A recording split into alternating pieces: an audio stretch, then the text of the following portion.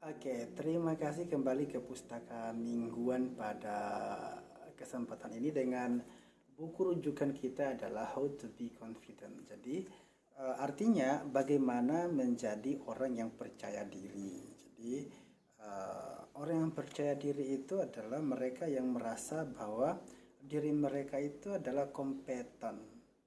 Jadi biasanya di sini dalam buku ini disebutkan bahwa modal utama untuk bisa menjadikan diri kita sebagai orang yang confident adalah kita yang bisa mengarahkan atau mengendalikan pikiran kita, karena rasa was-was, takut, khawatir itu asalnya atau sumbernya dari dalam pikiran kita. Sehingga ketika kita merasa bahwa kita tidak mampu atau misalnya was-was akan terjadi sesuatu hal yang buruk, misalnya dalam hal kita menjadi public speaker atau misalnya menjadi seseorang yang tampil di muka umum, maka dibutuhkan pengaturan pola pikir, menjadi mengarahkan pikiran kita supaya lebih tenang. Artinya menempatkan diri kita bahwa kita adalah orang yang kompeten dengan apa yang akan kita tampilkan, apa yang akan kita sampaikan. Jadi kita tidak merasa sedang salah, tapi kita sedang merasa baik-baik saja. Buku ini mengupas tuntas bagaimana menjadi pribadi yang percaya diri dalam segala lini.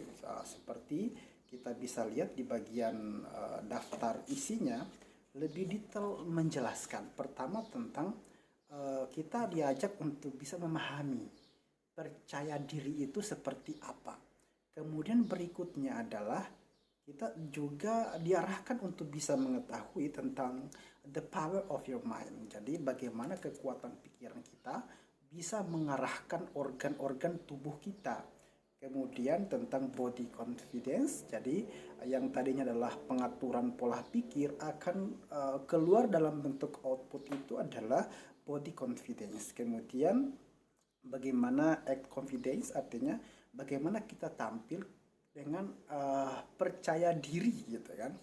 Kemudian bagaimana cara membuat perencanaan dan mencapai tujuan yang kita harapkan sesuai dengan based on our confidence. Jadi bagaimana kepercayaan diri kita itu mengantarkan kita pada target dan tujuan akhir kita. Kemudian di sini dikatakan modal utama untuk bisa percaya diri, kata selain pikiran tadi, yaitu look good, feel great. Jadi gitu. Jadi kita kelihatan lebih baik, kita merasa bahwa kita baik sekali hari ini misalnya, kemudian kita merasa sangat luar biasa. Sehingga kita tampil atau berbicara di depan umum itu lebih enak, mengalir seperti apa adanya karena memang kita memiliki. Jadi beda halnya misalnya ketika bisa kita memutuskan untuk menjadi public speaker, maka artinya kita akan menyampaikan konten-konten pengetahuan. Modal awal yang harus kita miliki adalah kita harus tahu apa yang akan kita sampaikan, kita tahu seluk-beluknya. Karena pada prinsipnya bahwa manusia itu hanya akan nyaman dengan apa yang dia tahu. Ketika kita menyampaikan hal yang kita tidak tahu, kita merasa was-was.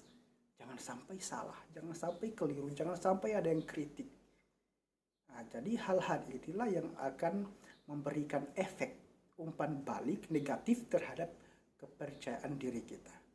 Jadi kalau misalnya Anda mau menelusuri buku ini lebih dalam, ingin merasakan bagaimana menjadi pribadi yang percaya diri, sehingga dalam performa kinerja atau misalnya penyampaian argumen dan penampilan itu terkesan memberikan kontribusi positif terhadap diri Anda dan Anda merasa nyaman, senang karena Anda merasa itulah bagian hal yang bernilai.